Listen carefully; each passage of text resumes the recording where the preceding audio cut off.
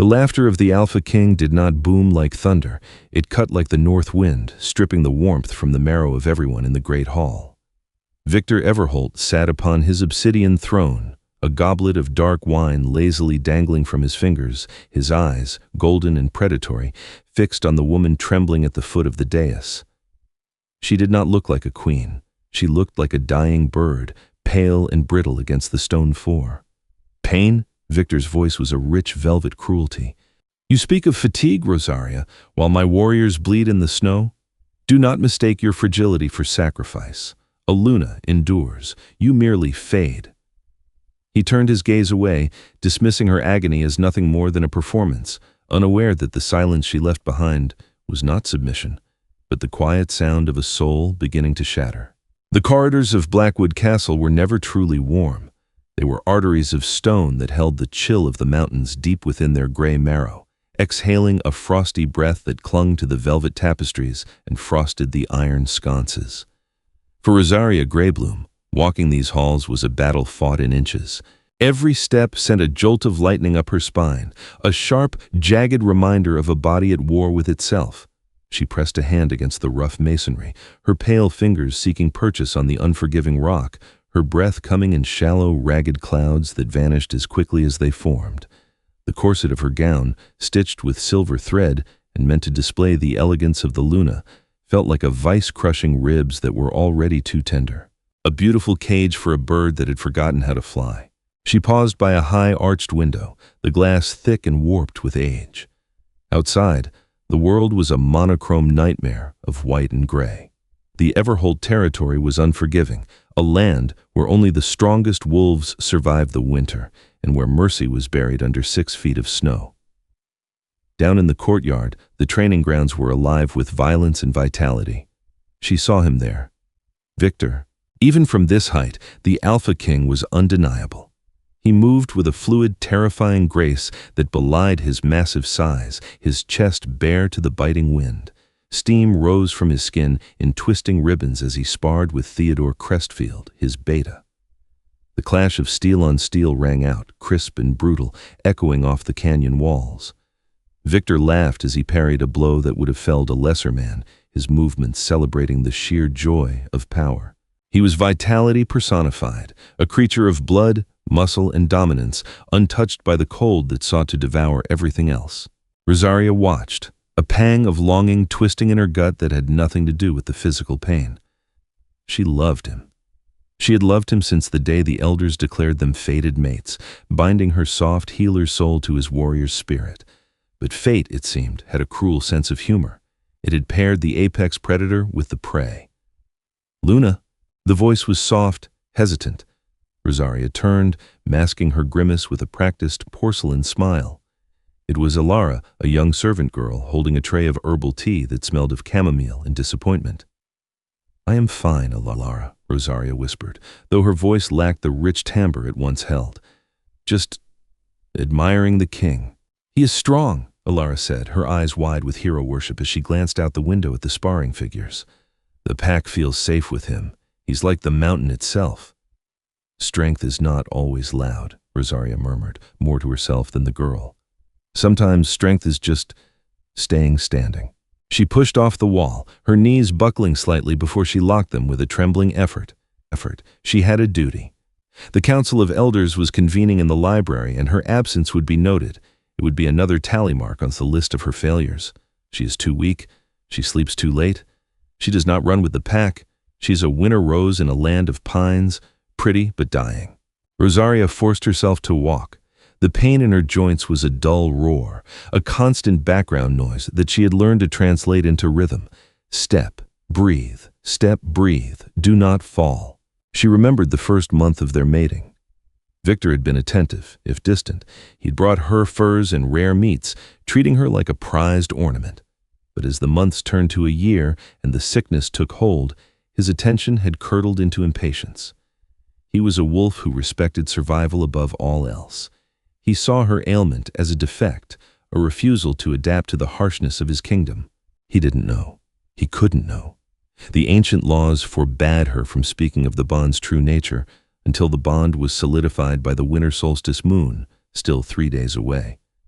If she spoke, the magic would unravel and the cost would be catastrophic.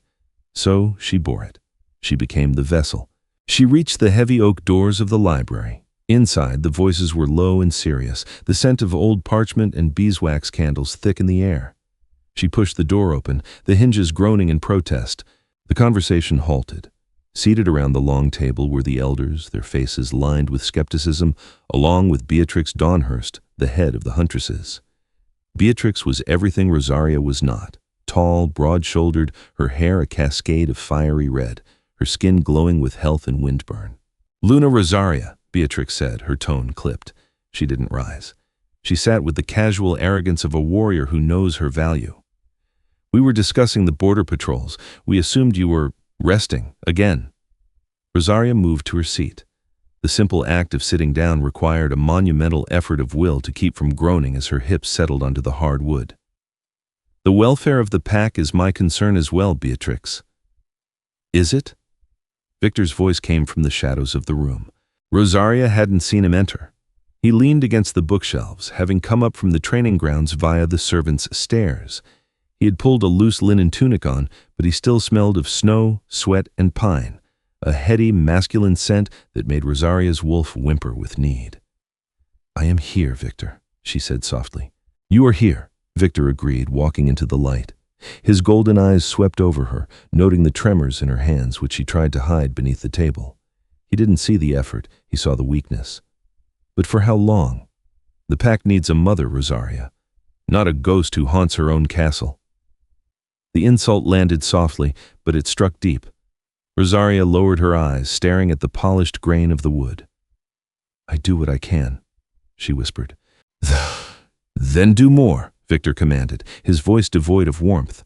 "Tonight is the feast of the first frost. The northern alphas will be there. Do not embarrass me by feigning into your soup. Wear the red gown, and try for once to look like you belong on a throne, not in a crypt."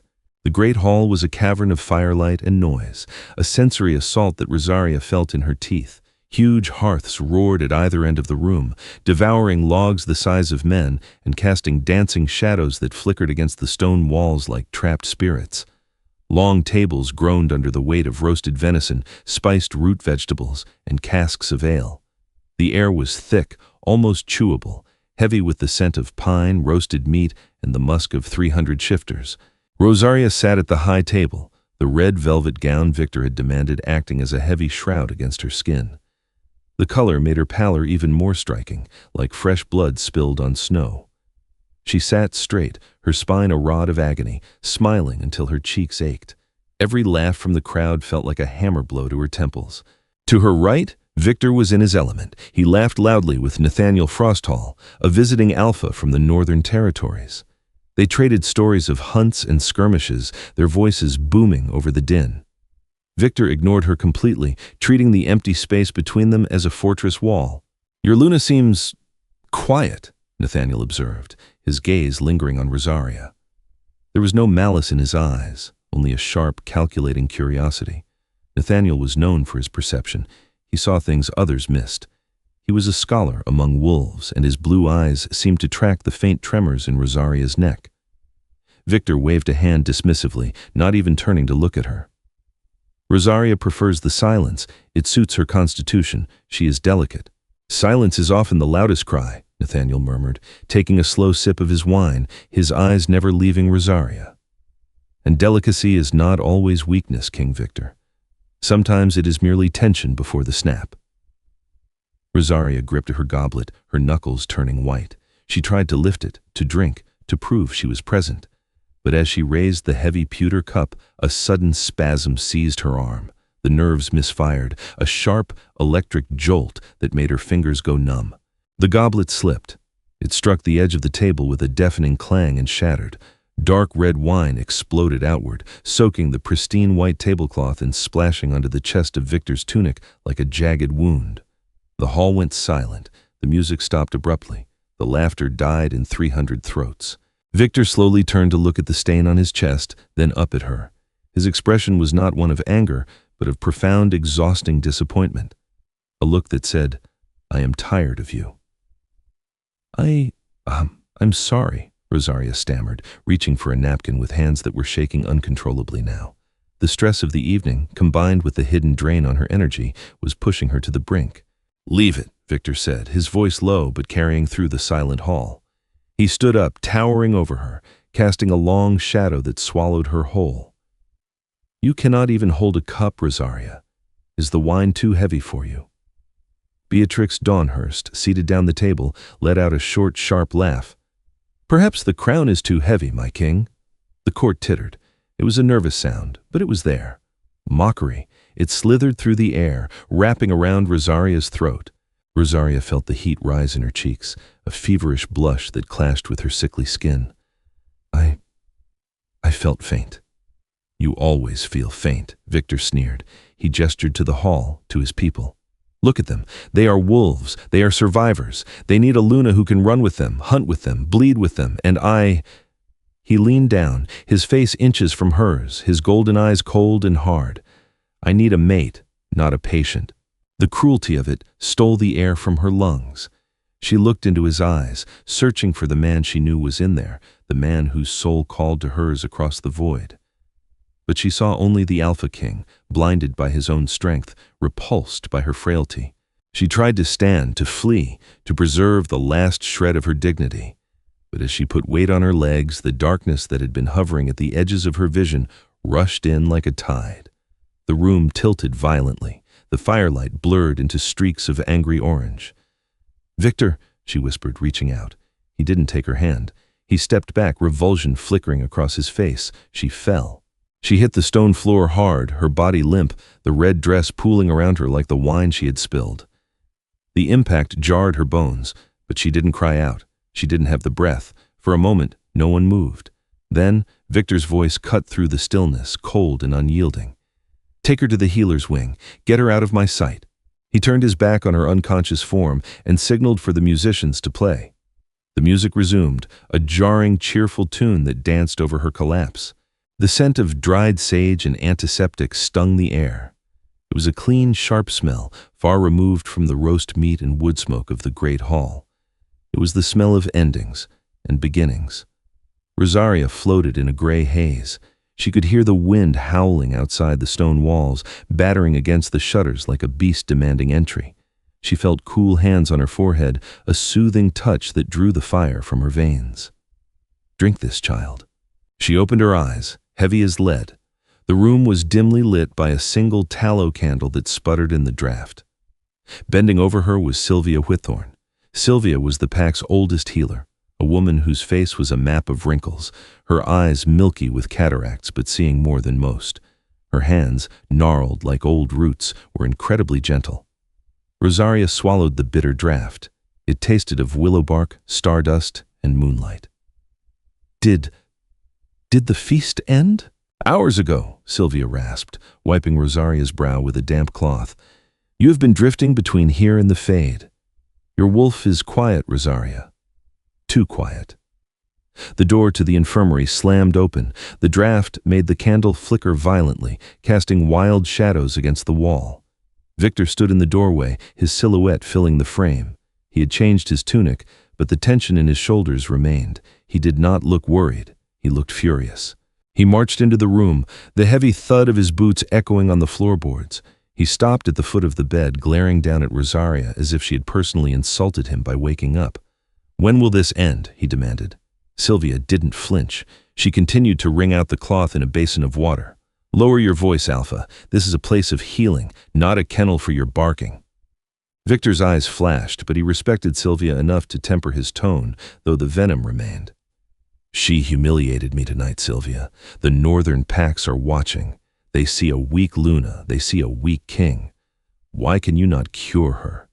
You have healed warriors torn open by bears. You have mended bones crushed by boulders. Why can you not fix a woman who is simply tired? Fix her?"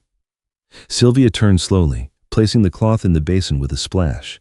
She straightened her hunched back, and for a moment, the old woman looked taller than the king. "You think she is broken, Victor?" "Look at her!" Victor gestured to the bed where Rosaria lay, her skin translucent, the dark circles under her eyes vivid against the white sheets. "She is withering away. She is useless to the pack, useless to me." Rosaria turned her face to the pillow, a single tear tracking hot and fast into the linen. The word useless echoed in her mind, louder than the wind outside. "She is useless?" Sylvia repeated. Her voice dropped to a dangerous whisper. "You blind, arrogant pup!" Victor stiffened, his jaw tightening. "Watch your tongue, healer. I am your king." "And I wiped your bottom when you were a cub," Sylvia snapped. She walked around the bed and stood between the king and his mate. "You mock her pain. You scoff at her fatigue. You parade your strength around like a peacock, completely unaware of where that strength comes from." "What are you babbling about?" Victor growled, stepping closer, his patience fraying. Sylvia reached out and grabbed Victor's wrist. Her grip was surprisingly iron-like. She dragged his hand forward, forcing him to touch Rosaria's chest right over her heart. "Feel that?" Sylvia hissed. "It beats, but barely. It flutters like a moth in a storm. Do you know why?" Victor tried to pull away, unnerved by the frantic fluttering rhythm of Rosaria's heart beneath his palm. It felt fragile, terrifyingly so. "She is sick. She has always been sick." "She is not sick!" Sylvia shouted, her voice cracking with emotion. "She is filtering you." The silence that followed was absolute. The wind outside seemed to hold its breath. Victor froze. "Filtering me?" Sylvia released his hand, her eyes blazing with an ancient anger. "The curse of the Black Frost, the ancient malady of the Everholt bloodline. It drives the Alpha Kings mad with bloodlust. It freezes their hearts until they turn on their own kin. Your father succumbed to it, his father before him. It is in your blood, Victor. It has always been in your blood."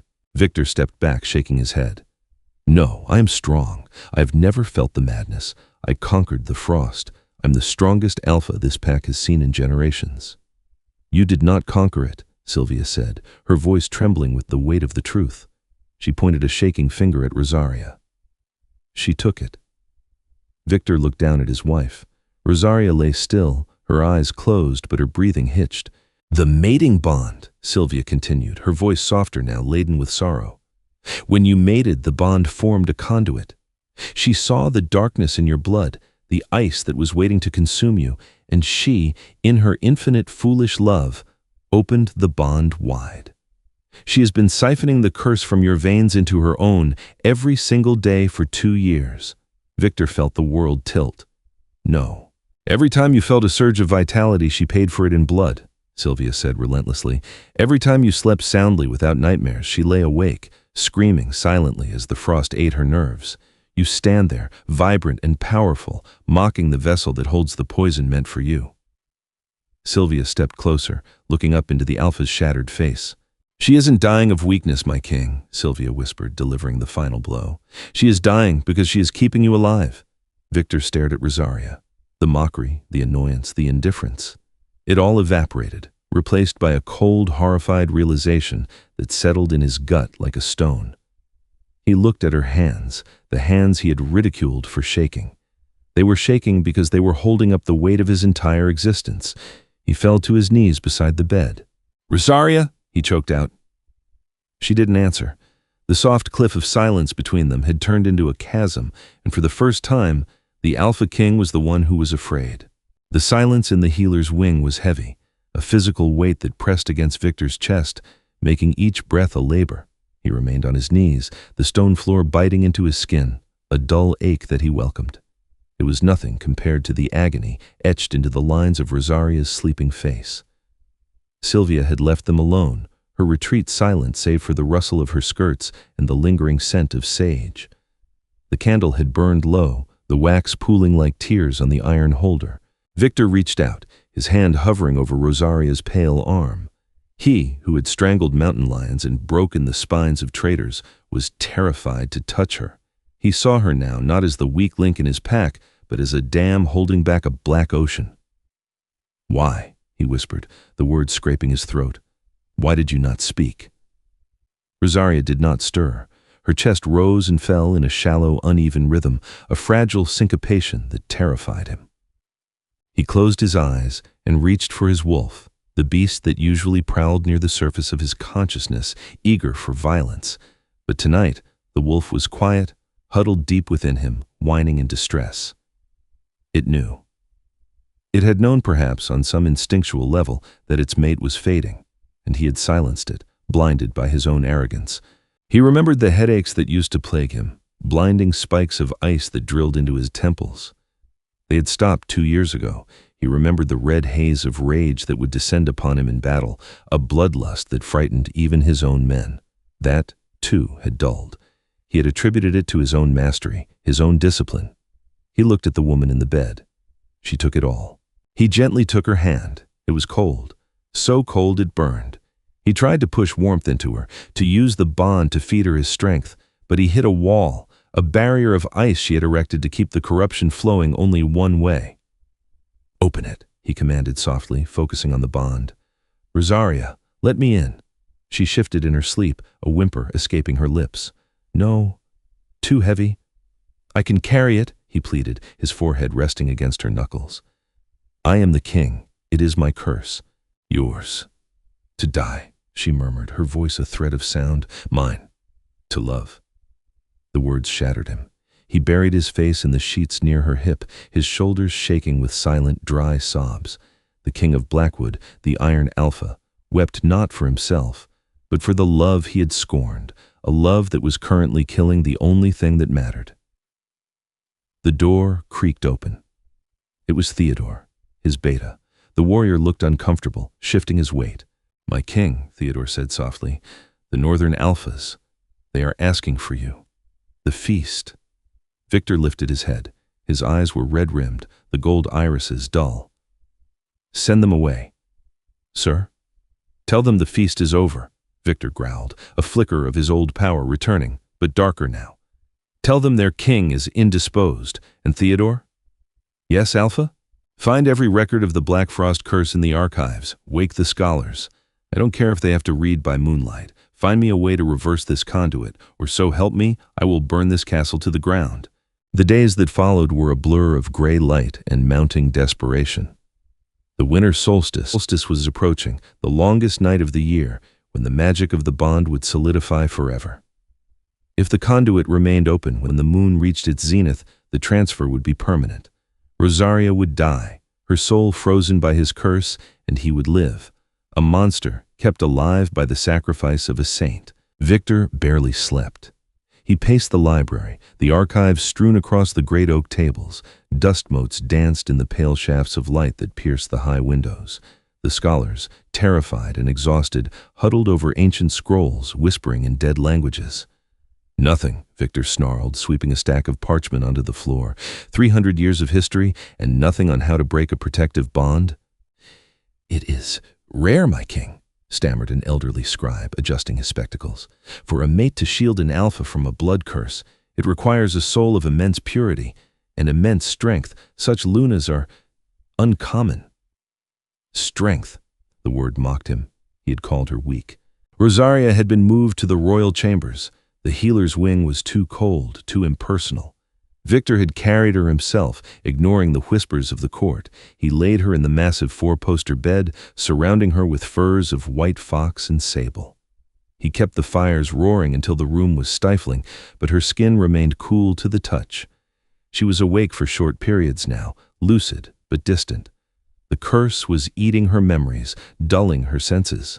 Victor sat by the fire, sharpening a dagger he didn't need, the rhythmic shh of the whetstone the only sound in the room.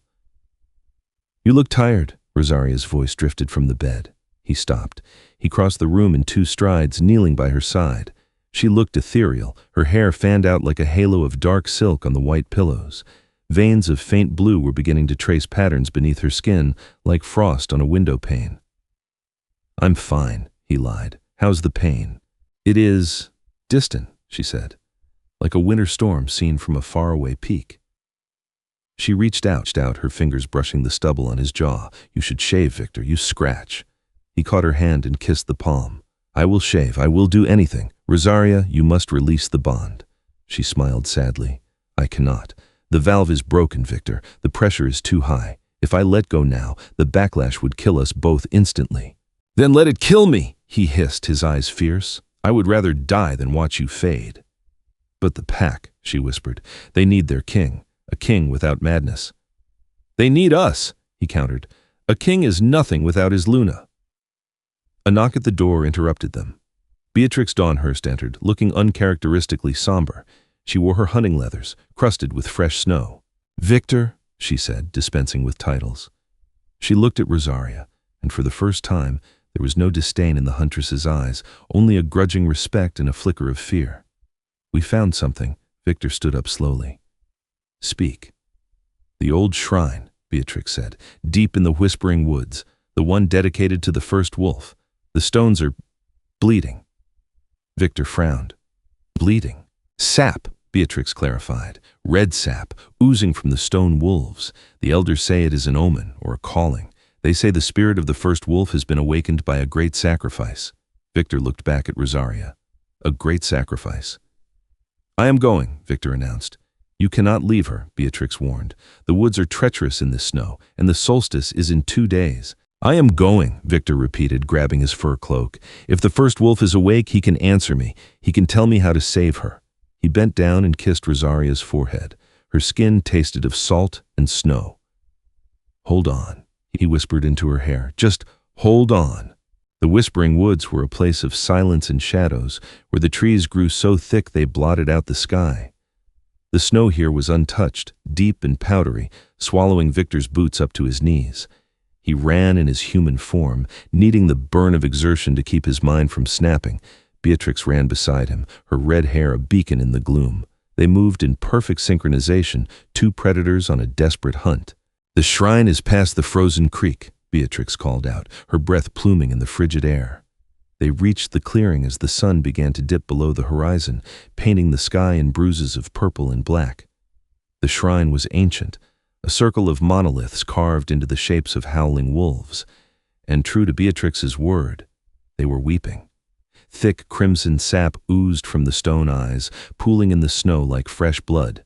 Victor approached the center of the circle. The air here vibrated with power, a low hum that rattled his teeth. "Show yourself!" Victor roared, his voice echoing off the stones. "I am Victor Everholt, of the blood of the first. I demand an audience." The wind died. The trees stopped swaying. From the shadows between the stones, a figure emerged. It was not a wolf, nor a man, but something in between, a shifting silhouette of smoke and starlight with eyes that burned like dying suns. "The Guardian, you demand?" The voice did not come from the figure. It resonated inside Victor's skull. "You who mocked the gift given to you?" Victor fell to one knee, humbled by the sheer weight of the presence. "I was blind, I admit it. I was a fool. But she is innocent. Punish me. Take my life, but spare her." The Guardian drifted closer. The cold radiating from it was absolute, the 0 point of the void. The balance must be kept.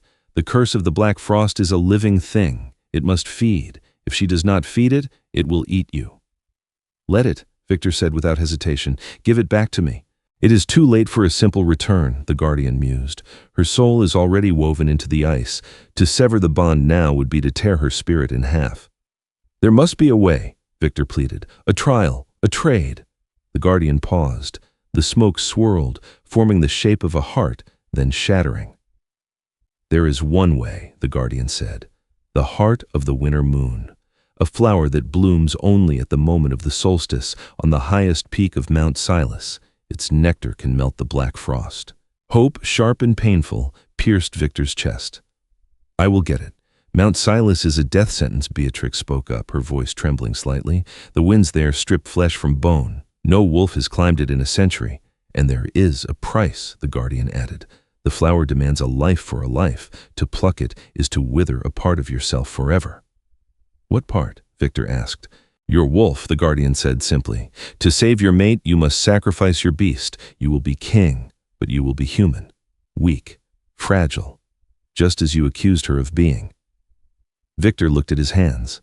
Hands that could crush stone, hands that turned into claws. He looked at Beatrix, seeing the horror in her eyes. To a shifter, losing their wolf was worse than death. It was a mutilation of the soul. He thought of Rosaria. He thought of her trembling hands holding the cup. He thought of the 2 years she had suffered in silence to keep his wolf sane. "She gave up her life for my wolf," Victor said softly. "It is only right I give up my wolf for her life." He stood up, turning his back on the Guardian, facing the looming, jagged silhouette of Mount Silas in the distance. The peak was shrouded in storm clouds, a vertical coffin of ice. "Victor," Beatrix warned, grabbing his arm. "If you do this, the pack will not follow a human. You will lose the crown." Victor pulled his arm free. He looked at the mountain, his eyes burning with a resolve that was hotter than any fire. "Then I will lose it," he said.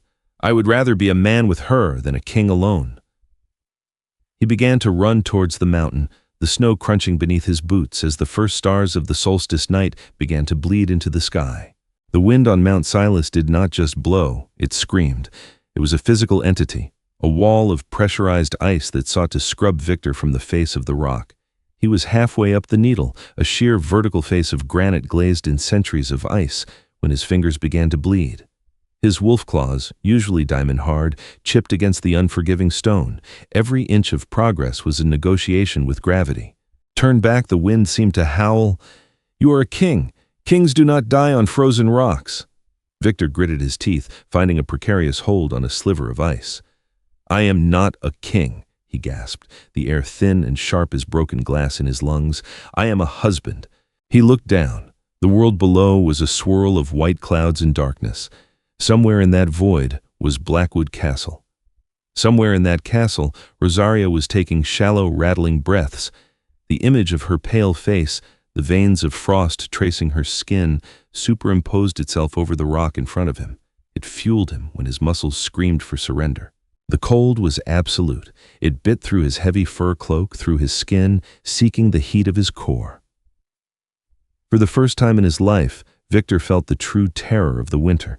He had always dominated the cold, his alpha blood a furnace that never dimmed. Now, facing the source of the eternal winter, he felt small. A rock gave way beneath his left boot. He slipped. For a heart-stopping second, he was free-falling, the abyss rushing up to meet him. He slammed into the cliff face 10 feet down, his claws scrabbling frantically for purchase. He caught a jagged outcropping, the sudden stop wrenching his shoulder with a sickening pop. A roar of pain tore from his throat, swallowed instantly by the gale. He hung there, one-armed, swinging over the drop. His wolf roared within him, panic flooding his veins. "Let go," the beast whimpered. "The pain is too much." "No," Victor snarled, sweat freezing on his brow. He forced his injured arm to move, his muscles trembling violently. He hauled himself up, inch by agonizing inch, until he found a ledge. He lay there, panting, staring up at the peak. It was close now. The storm clouds swirled around the summit like a shroud. He could feel the magic radiating from it, ancient, indifferent, and hungry. He forced himself to stand. His wolf was sluggish now, terrified of the destination. It knew what awaited it at the top. It knew this was a funeral march. "We will die," the wolf sent the thought, a wave of primal fear. "If you take the flower, I cease to exist." Victor closed his eyes, leaning his forehead against the freezing stone. "I know," he whispered to the beast inside him, "and I am sorry. You were my strength, you were my crown, but she is my heart." He began to climb again, leaving a trail of blood on the pristine snow. The peak of Mount Silas was not a jagged point as the legends claimed, but a flat, expansive plateau of obsidian glass, polished smooth by eons of unceasing wind. It reflected the cosmos above, a mirror of black ice holding the starlight captive. Here, in the eye of the eternal storm, the wind died. The silence that replaced it was heavier than the gale. It was a vacuum, a void that pressed against Victor's eardrums and made his own ragged breathing sound like thunder. In the dead center of this obsidian mirror, growing from the stone itself, was the flower. It was impossibly delicate, a stark contradiction to the brutal world that birthed it. Its petals were not made of plant matter, but of crystallized light, a pulsating iridescent blue that seemed to hum with the rhythm of a dying star. The heart of the winter moon. Victor stumbled toward it. He was a ruin of a man. His tunic was shredded, exposing skin that was turning the blue-gray of a bruised sky. His shoulder hung at a wrong angle, throbbing with a dull, sickening heat. But he did not stop. The closer he got, the more the air changed. The biting cold receded, replaced by a scent that brought him to his knees. It smelled of summer rain, of fresh pine needles baking in the sun, of Rosaria's hair in the morning. "You have come." The voice did not come from the air. It vibrated through the obsidian floor, resonating in the bones of Victor's legs. The guardian materialized from the mists at the edge of the plateau, a towering figure woven from shadow and snow, faceless yet watching. "I am here," Victor croaked, his voice raw. He fell to his knees before the flower, his breath misting on the black glass. "The price is fixed," the guardian intoned, the words falling like stones. "To heal the bond, you must break the vessel. To save the mate, you must sacrifice the self, touch the petals, and the separation begins." The guardian drifted closer, its form chilling the air again. "The wolf will be ripped from your soul. It will not be a gentle sleep, King of Blackwood. It will be an amputation of the spirit. You will be left hollow, fragile, human. You will never run with the wind again. You will never hear the song of the pack in your blood. You will freeze like them. You will bleed like them." Victor looked at his hands. He flexed his claws one last time, watching them glint, curved and lethal in the starlight. He felt the surge of power that had defined his entire existence, the heightened senses that let him hear a beetle scuttling under the snow, the explosive strength that could crush bone, the predatory confidence that made him a king. He closed his eyes and looked inward. His wolf was there, huddled in the center of his soul. It wasn't snarling anymore. It was waiting, its golden eyes filled with a profound, quiet sorrow. It understood. It was the instinct of survival, yes, but it was also the instinct of loyalty. And it yielded. When Victor opened his eyes, he looked at the glowing center of the flower. In the blue light, he saw Rosaria. He saw her not as the dying invalid, but as the woman who had quietly borne his curse for 2 years. He saw the strength in her fragility. "A fair trade," Victor whispered, his voice steady for the first time since he began the climb. He reached out. His fingers brushed the petals. The world exploded in white. It was not a physical pain at first. It was a sound, a high, piercing note that shattered the silence of his mind. Then came the tearing. Victor screamed, his back arching, his mouth open in a silent howl of agony. It felt as though his skeleton was being pulled out through his skin, bone by bone. He felt the wildness unraveling. The map of the forest he carried in his head dissolved. The connection to the moon, a silver tether he had felt since birth, snapped with the violence of a whip crack. Above him, the light coalesced. A great golden wolf, translucent and made of pure energy, stood over his broken body. The beast looked down at him with sad, ancient eyes. It lowered its massive head and licked Victor's face once, a phantom touch of warmth, a final goodbye. Then, the wolf dissolved into mist, swirling like a cyclone before being sucked into the heart of the flower. Victor collapsed onto the obsidian. The change was instant and terrifying. The cold rushed in, no longer held back by his alpha heat. It didn't just bite, it devoured. He shivered violently, his teeth chattering so hard he thought they might crack. His body felt heavy, clumsy, anchorless, his vision blurred, the sharp edges of the world softening into a muddy haze. His hearing, once sharp enough to hear a mouse heartbeat a mile away, dulled to a muffled ringing, as if he were underwater. The silence in his mind was the worst.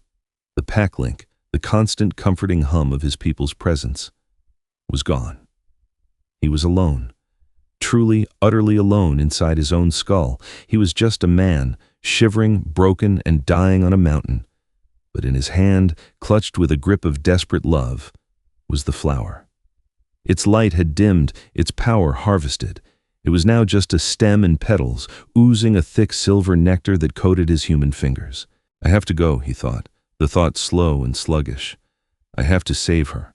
He tried to stand, but his legs refused to obey. He didn't have the strength. He looked at the edge of the plateau. Miles away, it seemed. He began to crawl. He dragged his human body across the ice, his uninjured arm pulling his dead weight, the flower pressed against his chest to shield it from the wind. He wept as he crawled, tears of pain, of loss, of cold, but he did not stop moving. The great hall of Blackwood Castle was silent. The solstice moon hung low in the sky, a giant pale eye watching the tragedy unfold. In the royal chamber, the fire had died down to embers. Rosaria's breathing had stopped.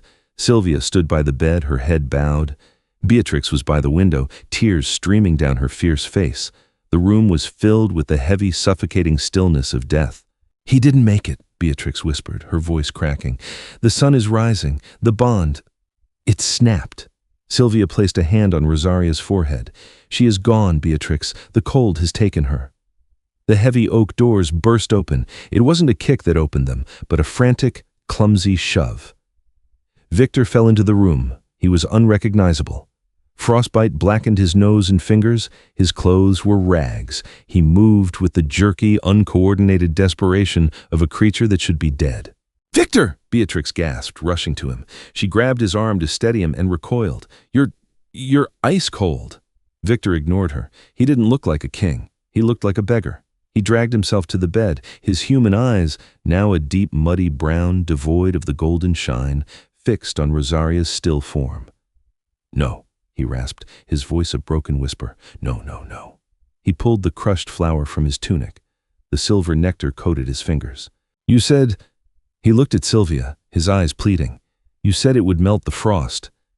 "She is gone, Victor," Sylvia said gently, tears lining her wrinkled cheeks. "Her heart has stopped." "Then start it!" Victor screamed, a human scream, raw and pathetic. He pried Rosaria's blue lips open. With trembling fingers, he squeezed the nectar from the crushed petals, letting the silver liquid drip onto her tongue. "Come back," he sobbed, collapsing onto her chest. "Please, I am nothing without you. I am just a man. I am just a man who loves you." He waited. 1 second. 2. 10. Nothing happened. The nectar sat on her lips, glistening. Victor buried his face in her neck, his body shaking with the force of his grief. The silence stretched, infinite and cruel. The first ray of the solstice sun pierced the curtains, illuminating dust motes dancing in the air. Thump. Victor froze. Thump, thump. It was faint, so faint that a human ear shouldn't have heard it. But Victor was listening with his soul. He pulled back. The silver nectar was glowing. It dissolved, absorbing into her skin. A flush of color, pink as a spring dawn, bloomed on her cheeks. The blue veins of frost on her neck began to recede, evaporating like steam. Rosaria gasped. It was a huge, desperate intake of air, like a diver breaking the surface. Her back arched off the mattress, her eyes flew open. They were not the pale gray they had been. They were bright, luminous, and alive. "Victor?" she whispered. Victor couldn't speak. He gathered her into his arms, burying his face in her hair, weeping uncontrollably. He felt warmth radiating from her, a heat that was stronger than his alpha fire had ever been. Rosaria held him, confused, her hands running over his back. She frowned. She pulled back, looking into his eyes. She searched for the gold. She searched for the wolf. She found only brown. She found only a man. Her hands flew to her mouth. "Victor, your eyes, your heat. Where is your wolf?" Victor smiled through his tears, a weak, exhausted human smile. "I traded him."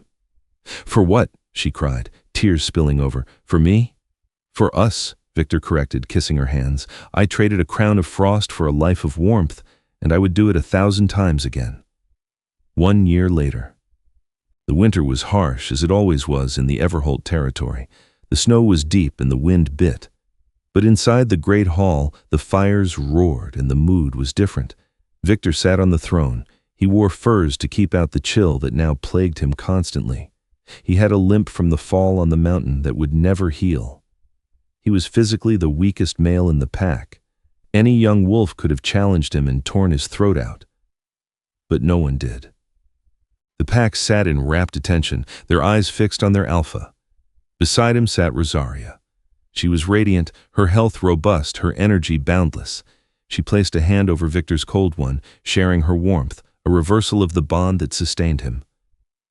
"The border disputes with the northern clans are settled," Victor said, his voice quiet but carrying through the silent hall. He didn't need to shout anymore. "We will trade grain for timber. There will be no war this season." A murmur of agreement went through the crowd. Beatrix Dawnhurst stepped forward. She bowed low, lower than she ever had when he was the Iron Alpha. "Your wisdom guides us, Alpha." Victor looked at his people. When he had been the strongest, he had ruled through fear, and they had respected his power. Now, he was human, and they respected his sacrifice.